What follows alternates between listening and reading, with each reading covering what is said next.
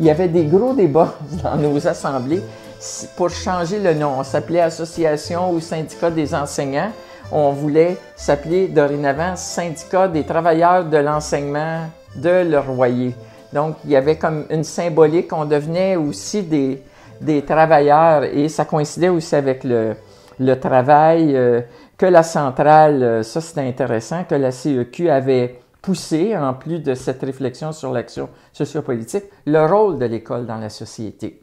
Et il y a eu une équipe de militants, de jeunes enseignants qui ont été libérés puis qui ont fait une enquête sur comment jouait la sélection à l'école, comment les jeunes de milieu ouvrier cheminaient dans le système scolaire, comment l'école était mal adaptée à ces populations, soit en région ou en milieu urbain, ces populations plus démunies, ces populations ouvrières, comment l'école était dans toute sa pédagogie, dans tout son contenu, était plus adaptée pour la classe moyenne puis pour les étudiants provenant de milieux favorisés, par exemple. Donc, ça a été l'école au service de la classe dominante et le fameux manuel du 1er mai.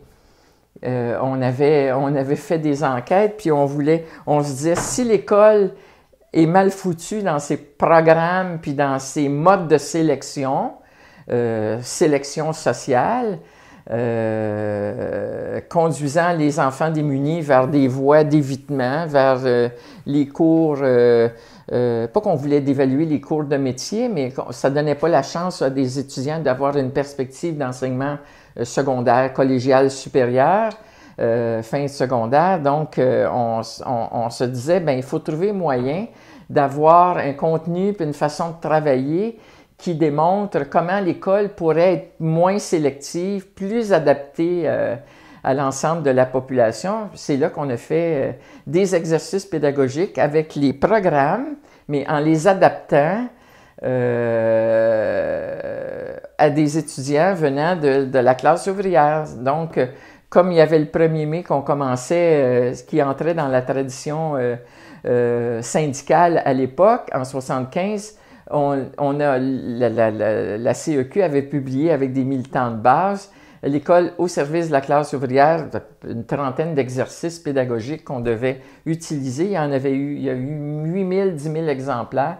Puis dans nos classes, on essayait d'appliquer justement une activité pédagogique avec du contenu, mais qui était orientée vers une ouverture meilleure à des contenus favorables à la classe, aux enfants de la classe ouvrière. Ça avait fait un plat, le ministre de l'Éducation libéral de l'époque. Il avait pris une version, pour le pire, pour faire de la petite histoire.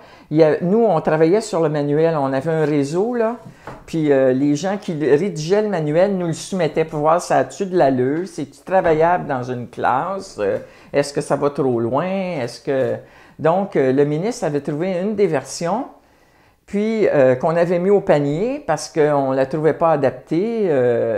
Et c'était sur la base de cette version-là qu'il s'était mis à critiquer la CEQ. Donc, on avait dit qu'il fouillait dans les poubelles, puis plutôt que de regarder ce qui était la réalité du document qui s'est vendu comme des petits pains chauds et qui a été très populaire à l'époque parmi les enseignants.